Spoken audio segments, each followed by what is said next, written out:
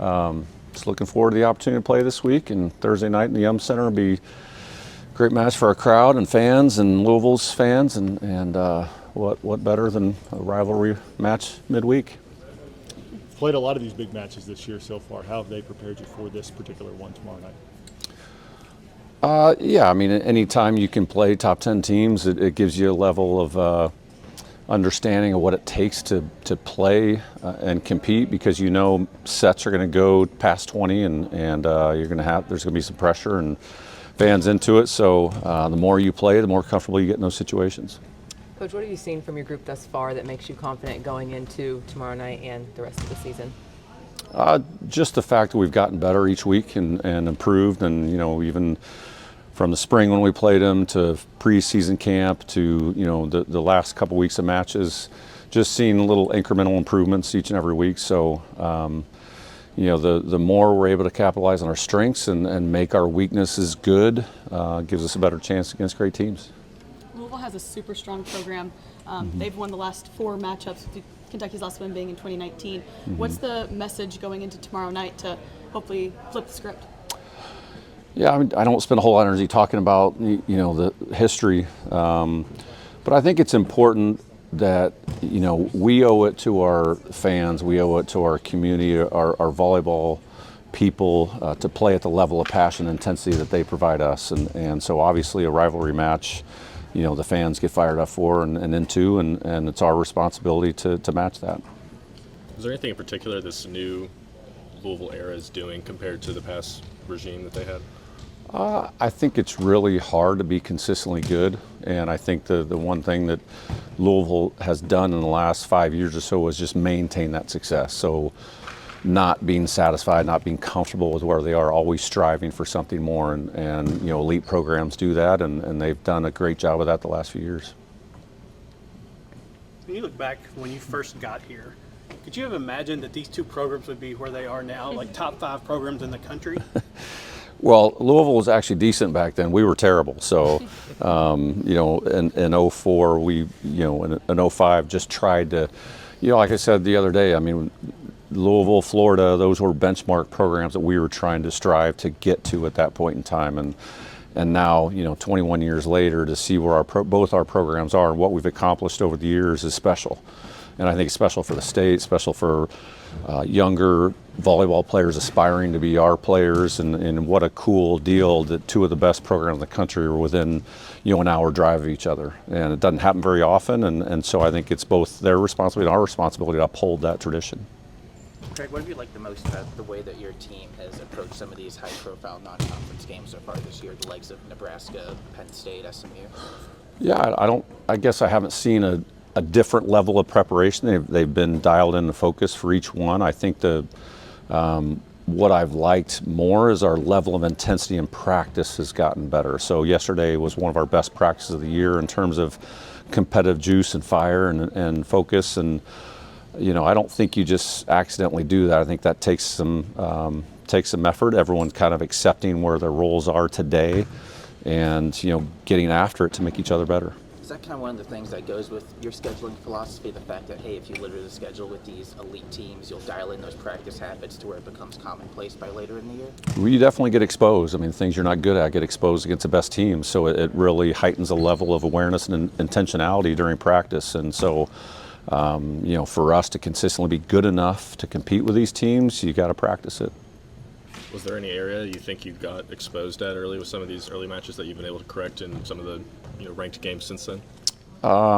Yeah, I mean, being able to slow down and stop high-level attackers, like Harper Murray, Nebraska, Olivia Babcock at Pittsburgh. I mean, those are elite attackers. Kennedy Martin, Penn State, and we haven't done a great job of that yet. So that's an area we tried to focus on. Leah Edmond is able to be in practice with us, as she prepares for her professional career. So seeing that level of athleticism, intensity helps you kind of understand what it takes. How much do you know about the Louisville-Kentucky rivalry? I mean, it means a lot to a lot of people, and we've talked a lot about how we're going to embrace that, and we're playing with that behind us, and we know it's rivalry week, and we started yesterday's practice with that mentality, and so we're ready. You've played in front of some really good atmospheres already this year. What do you expect that one to be at the Yum Center? Yeah, I expect it to be a very big atmosphere. I mean, again, it's in-state rivalry, so there's going to be a lot of people there.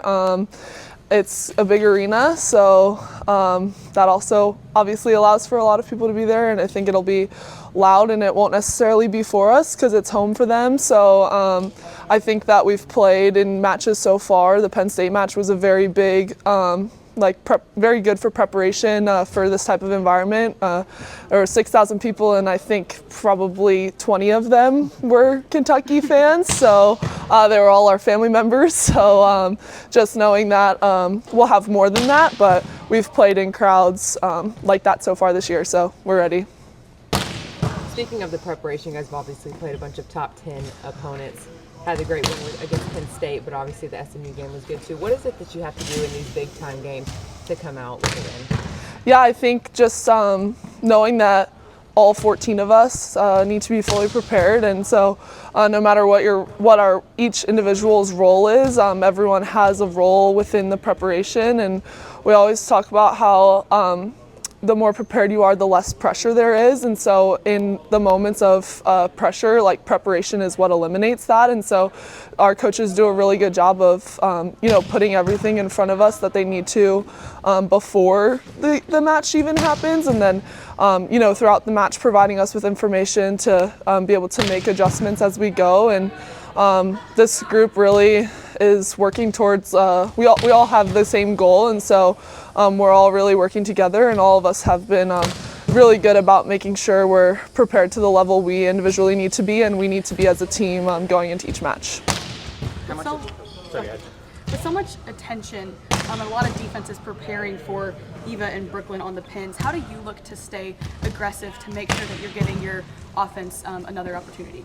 Yeah, I think something we've been able to see so far in a lot of our matches is that the more we can score from other portions of the court, the easier time they have to score too. So I know that that's my job, to be able to be a big option and score early if I can. So then it kind of opens things for them later. And in a lot of situations, we can't really pull, other teams can't pull blockers away from the pins because we have such strong presences on the pins. So I know what I'm going to be facing in most circumstances. And so, I think that it's easy to kind of, I'll know that like what I'm doing is going to open things for them and what they're doing is going to open things for me.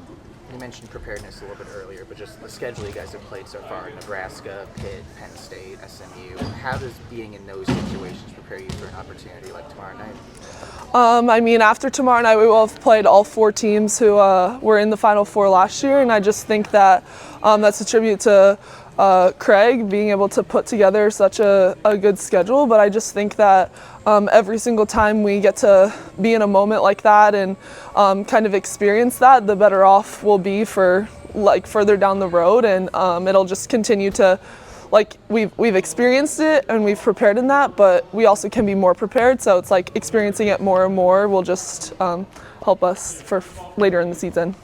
Where do you feel like your connection with Cassie has grown since the beginning of the season to now? Yeah, I think it's really cool. She's obviously a young setter because she's a freshman, but she's been here since January and she works really hard. And I just think that it's really cool to be able to see some of the things that were feedback earlier in the season or even in the spring. It's now feedback I don't have to give. The second something happens or whatever, she's like, oh, I got you. She already knows kind of what I need different, or she'll tell me what she needs me to do different. And so I really like that it's being able to turn into more of she's getting more confidence, turn more into more of a two-way street, which is really cool because it takes both of us. You guys going into the match tomorrow night against Louisville, what do you know about the rivalry? How big is this match for you guys? Yeah, we understand the history behind it. Every single sport has that Louisville and Kentucky rivalry, so we're just putting a lot of emphasis on playing for the university, playing for the fans that support us more than they do Louisville. You've played in some really tough environments already, even the neutral side against Nebraska and then at Penn State. How have some of those environments prepared you for kind of the environment you expect at the Yum Center? Yeah, I think just continuing to find ways to connect with our teammates, especially in those super loud environments like the Penn State, where you kind of feel like the crowd is on top of you. I think it's super important for us to kind of emphasize like the communication aspect, especially when you can't really hear yourself. So I think knowing that and being tested early is super important when we go to these bigger arenas. I know you guys played Louisville in the spring, but you actually got, compared to Lizzie, you actually have played Louisville in a game environment. So what did you take from last year's matchup against them to apply to this year to hopefully get the win? Yeah, I think last year and this year we didn't really perform how we wanted. So I think just kind of going in with like a fresh slate and just competing for, you know, the fans that wear Kentucky versus the Louisville shirts, and just competing for more than ourselves. Looking at some of the programs y'all have already played this year, Nebraska, Pitt, Penn State, SMU, now Louisville, how much will these matches prepare you guys for things going forward in terms of SEC play, national postseason, things of that nature? Yeah, I think it's super important and essential that Craig tests us early, because you don't really get a feel for, you know, people's communication styles and, you know, different styles of that whenever we aren't tested or have high pressure moments. So I think those games are definitely going to play into when we play Texas in those games later on. And then, yeah, just preparing us for the SEC tournament that's new this year. What have you learned early on about this team that makes you confident going into tomorrow night and the rest of the season? Yeah, I think this team is super special. We're super close on and off the court. And then on the court, I think we really focus on like the problem solving as a group. If something's not working, I know a lot of teams kind of turn away from each other, but I think as a group we do a really good job of focusing on each other and just like it's us versus, you know, the issue. It's us versus the opponent.